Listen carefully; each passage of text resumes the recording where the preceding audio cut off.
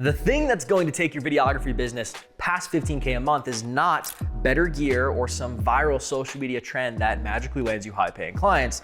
And as much as I wish it were that simple, and trust me, that would make what I do a lot easier, that's just not how it works. And the truth is, there's a few things every videographer needs to understand if they actually want to scale past 15K a month in recurring revenue.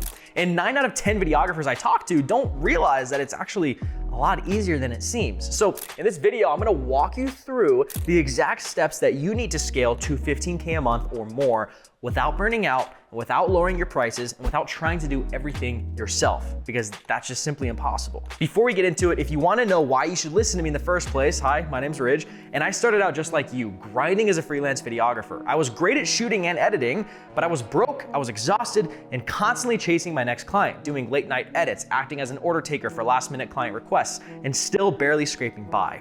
Now, I run a multiple six-figure business, making $80,000 a month, and I help videographers escape the freelancer grind and build real scalable businesses that actually make money. So if you're ready to make some real money without adding more to your plate, listen up. You'll never be able to scale as a videographer until you understand the fundamentals of what grows a business in the first place. Scaling starts when you stop doing everything yourself. See, I get it. When you first start running a video business or any business in general, you wear all the hats, right? Like you got to do everything. You got to show up and shoot. You got to communicate with your clients. You got to do the editing. You got to deliver. You got to handle client requests that are all last minute, and you're staying up till 5 a.m. grinding and editing, just like I said before. And that's kind of what's necessary, right? You can't go and hire people at the very beginning when you don't have funds that are available to you. You don't have working capital. But you see, what you have to do is you have to first get to the first point of building your business, which is that first 5K a month mark, okay? You're going to be working yourself into the ground in order to get there. Now, when you get those first few clients and you're doing everything yourself, you're gonna get bottlenecked here pretty quickly. And that's what we refer to as your infrastructure ceiling. What I mean by that is, let's say you're working 40 hours a week. And with those 40 hours a week, you can only handle 4 clients paying you $2,500 a month consistently on a retainer. So at that point, you're bottlenecked at $10,000 a month. You can't take on more clients unless you take the working capital, which luckily it's all profit for you because you're the only one in the business, and you start investing that back into systems, SOPs, automations, and most importantly, team, and the proper team. Now, when it comes to scaling effectively, there's the right people to hire and there's the wrong people to hire at the wrong time. And you don't want to make the same mistakes I did. Before you start yelling at me through the screen saying, Ridge, no one else can do it as good as I can. That's the first limiting belief that we need to break right now. Here's the thing, saying nobody can do it as good as you is factually incorrect. See, what actually happens is, objectively speaking, there are tons of editors that are much better than you are. There are tons of shooters that are much better at interviewing and much better at getting better shots than you. There are tons of people that know how to manage projects better than you. The reality is, you're so sucked into the creative ownership of your business, and because it's your baby, right? You're the one that put all the work into this thing. And at the end of the day, you think clients are coming to you because they want you, which in reality, they actually don't want you. They're not paying for you, they're paying for an outcome. And if you want to argue with me on that, go ahead and hit me up in the DMs and I'll take you all day long, okay? They're paying for an outcome. If you're not delivering an outcome, you're not gonna have good lifetime value, clients are going to churn, and you can't close as effectively as if you're selling an outcome. What I mean by that is delivering results consistently, time and time again. In reality, most people are equipped to perform at or above your level of editing, shooting, whatever position it may be. You're just not doing a good job of effectively leading them and giving them all the tools and resources they need to succeed. You're expecting to hire people and have them come into your business and all of a sudden start performing well, but they don't know your business like you do. So how do we do that? We have to train them effectively by establishing SOPs in your business before you bring them on, okay? You need to actually put on a document how you perform every procedure and every part of your business to a T. So that way it removes room for error or self-interpretation from your employees' end or your contractors' end. And I know this firsthand because a smart man learns from his mistakes and a wise man learns from the mistakes of others, right? You're about to learn from my mistakes. And that is, one of the first employees that I hired was a miserable wreck. Because what I did, when this is years ago and I didn't know what I was doing, I hired a marketing director, if you will, because I thought, I don't really know how to do this job nearly as well, and I'm stuck doing so many different things, so I need to relieve myself of this to get my time back so I can scale. And the fact that at the time she worked for an 8-figure company gave me a lot of confidence and self-belief that, okay, she probably knows how to come in and tell me what I need to do correctly in order for us to continue scaling. I was so wrong because at the end of the day, contractors, employees, whichever one you're hiring, they will only come in and perform the job to the standard that you set for yourself. Most people make the mistake, and I talk about this all the time with people that I coach, is, oh, well, Ridge, I'm not that good at sales, so let me just go hire a sales rep to do it for me that's better than me so I don't have to do it. Or I just don't like sales, or I just don't like doing the things I know I should be doing in my business to scale, so I'm gonna find someone to do it better than me so I don't have to do it. Here's why that's wrong. Here's why it's not a good approach to take. Because when you hire a sales rep, but you can't close yourself, how are you gonna manage them? How are you gonna train them? Well, Rich, I'm just gonna find someone that's already better than me. Nobody knows your offer like you do. And everyone in every business has their own systems and SOPs in place in order to perform the job effectively. Here's what you can expect. You can expect to hire a closer, as an example, and they're going to perform at half the close rate that you set for yourself. Okay, if you don't even know what your close ratio is and you go to hire a sales rep, they are immediately going to fail. You don't even know the basic number, the basic KPI or success metric involved for them to perform their job to standard. So let's bring it back. And here's how this translates over to the mistake that I made. I hired a marketing director without a proper job description, without an SOP on how to have them perform their job effectively. And instead what happened is I brought them on and I said, we need a website, go make a website. And then I was also saying, go to networking events. And then I was also saying, come on site with us while we film and be in the background and take notes and check everything off. She was performing 4 different job descriptions, give or take. She was a PA on site, she was a web developer, she was a networker and a sales rep, and it was a mess. When you have people doing multiple different job positions and you're just telling them to figure it out, you are dooming yourself for failure. So the takeaway is there are so many people that can do the job at your standard, if not better. You're just not doing a good job of effectively leading them and setting the proper expectations in place. Real quick note, how do I build an SOP? What is an SOP? An SOP stands for Standard Operating Procedure. It's very simple. Step 1, you can go to ChatGPT and say, give me a standard operating procedure outline for X job description in Y business model. And it's gonna give you an outline of how it looks. Literally all you do is you document step by step how you perform a specific operation. This goes into a whole different topic of how to establish systems in your business and why it's important to productize your offer. That video is coming later. But if you don't have a productized offer and you're doing custom projects all the time, you can't build systems because every single client is always different. So the first step is to sell one offer at one price point to one avatar, and then only sell that thing over and over again. Then we put together the system. Now, if you're struggling to figure out what kind of system you need to create first, or what kind of person you need to hire first within your business, you first start with a time audit. Now, what is a time audit? This is gonna be really boring and you're probably not gonna wanna do this, but the 1 out of 10 of you that watch this video that actually do this thing are gonna actually see results. And the rest of you, you have no room to complain. So do a time audit. I want you to do this tomorrow, okay?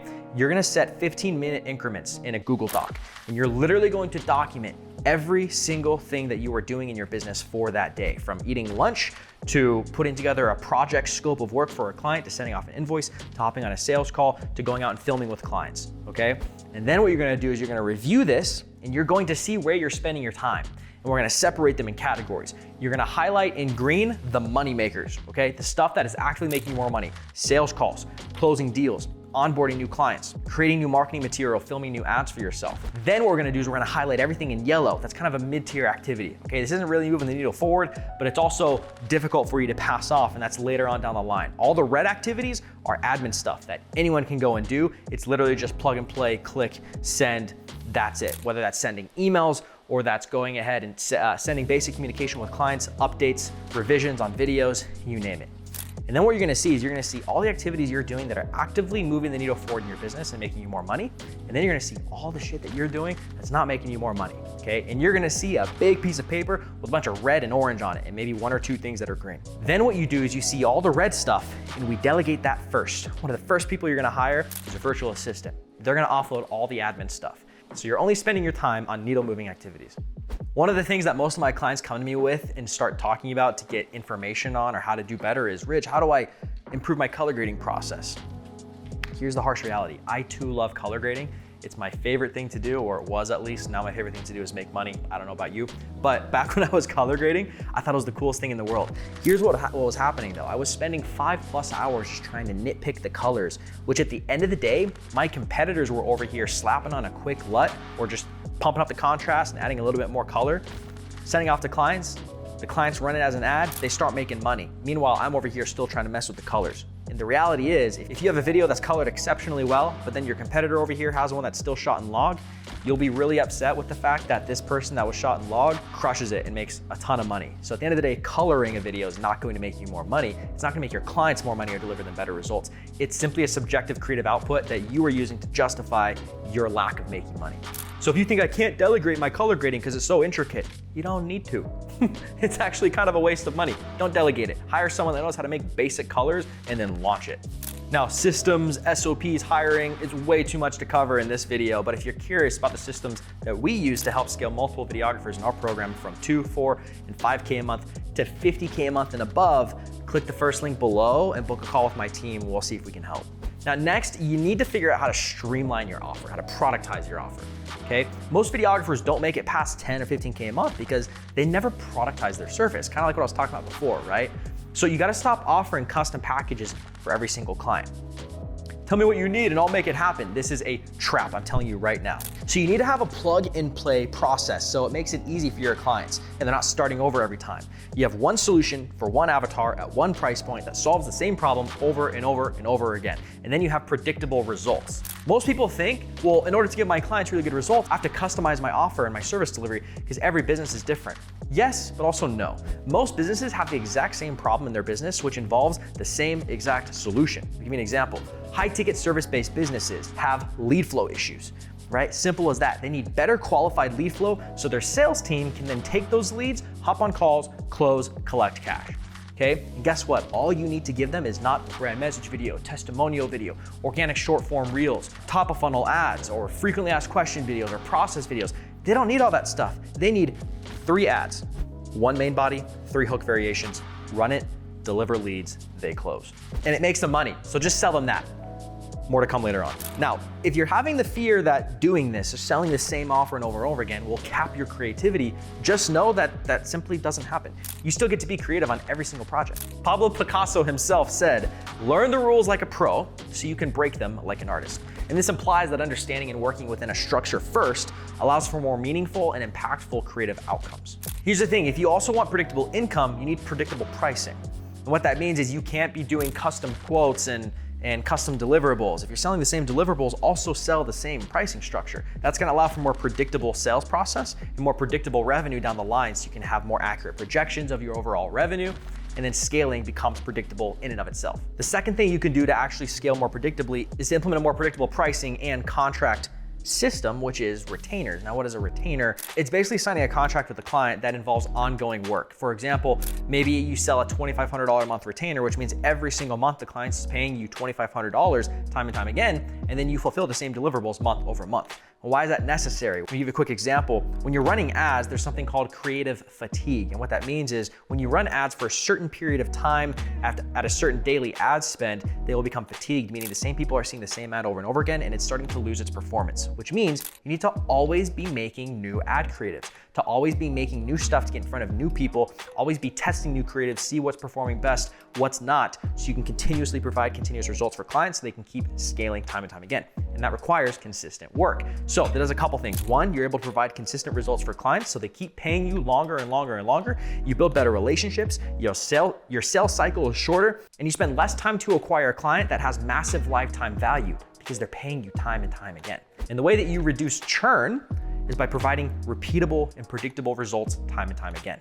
Let me ask you a question. If you're working with a roofing company, for example, and this roofing company profits a minimum of $10,000 per roof on average, and they spend $2,500 a month on you, plus $1,500 on top of that for ad spend. So that's a total $4,000 a month investment for this roofing client.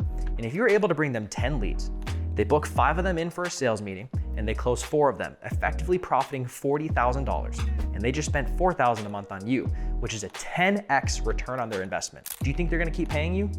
No question. There's no subjectivity. It's black and white. You're making us a lot of money. We're gonna keep paying you. And that's exactly the offer you need to install into your business. Now, let me give you an example of what not to do. And this is exactly what I sold 4 years ago with my first start in my video agency.